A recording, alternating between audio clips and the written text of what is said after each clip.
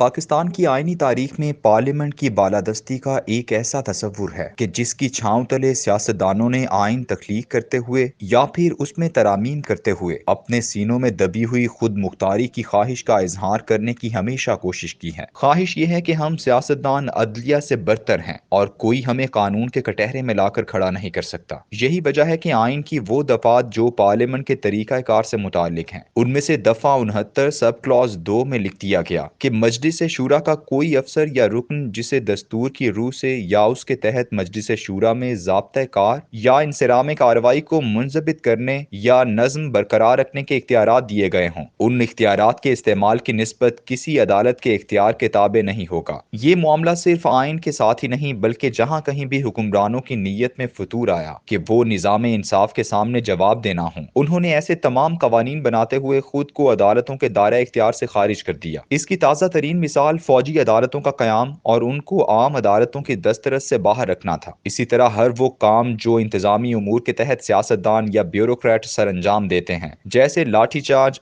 گولی چلانا، پولیس مقابلے میں مارنا وغیرہ، ان اقدامات کے ساتھ ایک لفظ اچھا یقین لکھ دیا جاتا ہے تاکہ تمام انتظامی اور سیاسی سربراہوں کو قانون کے شکنجے سے آزاد کروایا جا سکے، خواہ وہ لال مسجد کو خون آلود کر دیں یا ماڈل ٹاؤن میں 14 لوگوں کی جان لے لیں۔ عمران خان کے خلاف عدم اعتماد پر ڈیپٹی اسپیکر کی رولنگ بھی آئین میں موجود ایسے اختیار کے استعمال کی آخری منزل ہے جس میں لکھا گیا ہے کہ وہ عدالت کے سامنے جواب دہ نہیں۔ کچھ عرصہ قبل صدر یا چیف مارشل لا ایڈمنسٹریٹر ایسے اقدام کیا کرتے تھے جنہیں عدالت جائز یا ناجائز قرار دیتی تھی، لیکن نواز شریف نے پارلیمنٹ کی بالادستی کے سنہری اصولوں کے تحت آئین سے 58(2)B کا وہ صدارتی اختیار کھرچ دیا اور پھر چین سے سو گیا کہ اب قیامت تک کوئی شخص حکومت برطرف کرنے کا خواب بھی نہیں دیکھ سکے گا۔ جس دن یہ اختیار آئین سے حذف کیا گیا، نواب اکبر بگٹی اس ایوان میں موجود تھے۔ واپس کوئٹہ لوٹے تو رات کو اپنی کھانے کی معمول کی محفل میں زور سے کہا لگا کر کہنے لگے کہ نواز شریف نے آئین سے وہ سیفٹی والو نکال دیا ہے، اب فوج کے لیے براہ راست آنے کے سوا کوئی راستہ باقی نہیں رہا۔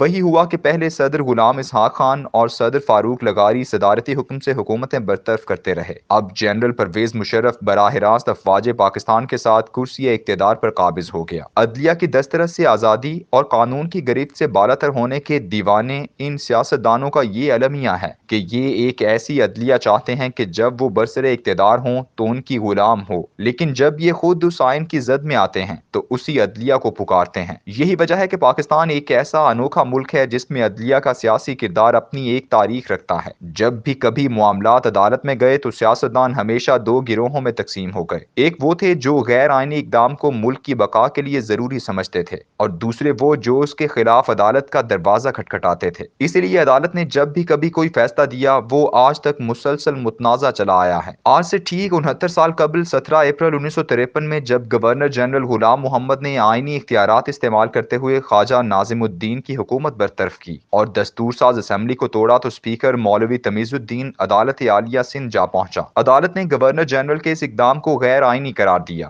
یہ فیصلہ اگرچہ ایک ماتحت عدلیہ کا تھا، لیکن اسے کچھ سیاستدانوں نے عدالتی خود مختاری سے تعبیر کیا۔ اس فیصلے کے خلاف وفاقی حکومت سپریم کورٹ جا پہنچی، جہاں جسٹس محمد منیر سربراہ تھے۔ انہوں نے عدالتی تاریخ میں پہلی دفعہ نظریہ ضرورت کا استعمال کیا اور گورنر جنرل کے اقدام کو قانونی قرار دیتے ہوئے لکھا، ضرورت اس فعل کو قانونی حیثیت دیتی ہے جو عام حالات میں غیر قانونی ہوتا ہے۔ یہ دوسرا عدالتی فیصلہ تھا جس کے سائے آج بھی پاکستان کی تاریخ پر گہرے ہیں۔ تیسرا عدالتی فیصلہ اس وقت آیا جب 7 اکتوبر 1958 کو سکندر مرزا نے آئین منسوخ کر کے مارشل لا نافذ کر دیا۔ اس کے خلاف اسی جسٹس منیر کی سپریم کورٹ کے سامنے مقدمہ درج ہوا جسے 200 کیس کہا جاتا ہے۔ عدالت نے قرار دیا کہ فاتح انقلاب جائز ہوتا ہے، یعنی جو کوئی بھی اقتدار پر قبضہ کر لے وہی دراصل حاکم ہے۔ 27 اکتوبر کو فیصلہ آیا اور رات کو طاقت کے اصل مالک جنرل ایوب خان نے سکندر مرزا کو ایوان صدر سے نکال کر اقتدار پر قبضہ کر لیا۔ چوتھی دفعہ عدالت کا دروازہ عاصمہ جیلانی نے کھٹکھٹایا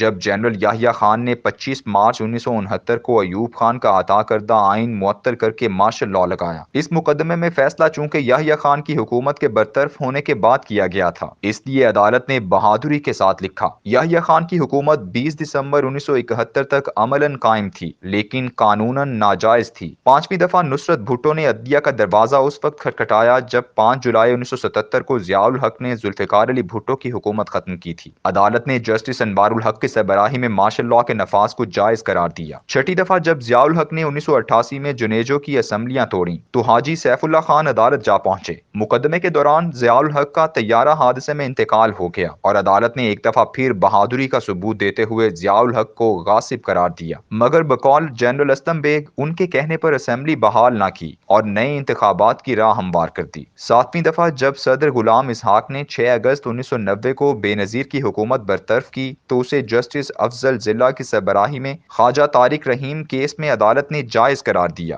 آٹھویں دفعہ جب 17 اپریل 1993 کو اسی صدر غلام اسحاق خان نے نواز شریف کی حکومت برطرف کی تو جسٹس نسیم حسن شاہ کی سربراہی میں عدالت نے توقع کے برعکس اس حکم کو ناجائز قرار تو دے دیا، مگر طاقت کے مراکز نے عدالت کا حکم نہ مانا اور صدر اور وزیر اعظم دونوں کو حکومت سے چلتا کیا۔ نویں دفعہ 5 نومبر 1998 کو فاروق لغاری نے اپنی ہی پارٹی کی وزیر اعظم بے نظیر کی حکومت کو برطرف کیا تو عدالت نے اس اقدام کو بھی جائز قرار دیا، لیکن اب چونکہ صدر کا یہ آئینی اختیار ختم ہو چکا تھا اس لیے جنرل مشرف صاحب دندناتا ہوا 12 اکتوبر 1999 کو اقتدار کے ایوانوں میں داخل ہو گیا اور 10ویں دفعہ عدالت نے اس اقدام کو نہ صرف جائز قرار دیا بلکہ اسے آئین میں ترمیم کا اختیار بھی دے دیا۔ 10 بار دیے گئے ان فیصلوں کے علاوہ عدالتوں نے 2 وزرائے اعظم یوسف رضا گیلانی اور نواز شریف کو حکومت سے محروم بھی کیا ہے۔ ان تمام 12 فیصلوں کے بارے میں ہر کوئی الگ رائے رکھتا ہے۔ جو اختلاف رکھتا ہے وہ عدلیہ پر مسلسل کیچڑ اچھالتا رہتا ہے، بلکہ وہ جو ایک فیصلے سے خوش بھی ہوا تھا اگلے فیصلوں میں عدالت کے فیصلے کو چمک تو کبھی خوف اور کبھی مصلحت کا نام دیتا رہتا ہے۔ پاکستان کا آئین جن لوگوں نے تحریر کیا ہے انہوں نے اسے اس قدر مبہم رکھا ہے کہ آج 69 سال بعد بھی سیاستدان ایک بار پھر عدالت کے دروازے پر ہیں، جب تک تمام سیاستدان مل بیٹھ کر اس آئین کو اس انداز سے تحریر نہیں کرتے کہ آئین اور پارلیمنٹ کے اندر ہی ان کے مسائل کا حل موجود ہو، یا پھر کوئی الگ سے ایسا آئینی ادارہ قائم ہو جو ان کے درمیان تصفیہ کرا سکے، تو پھر اس وقت تک یہ ایسے ہی چلتا رہے گا۔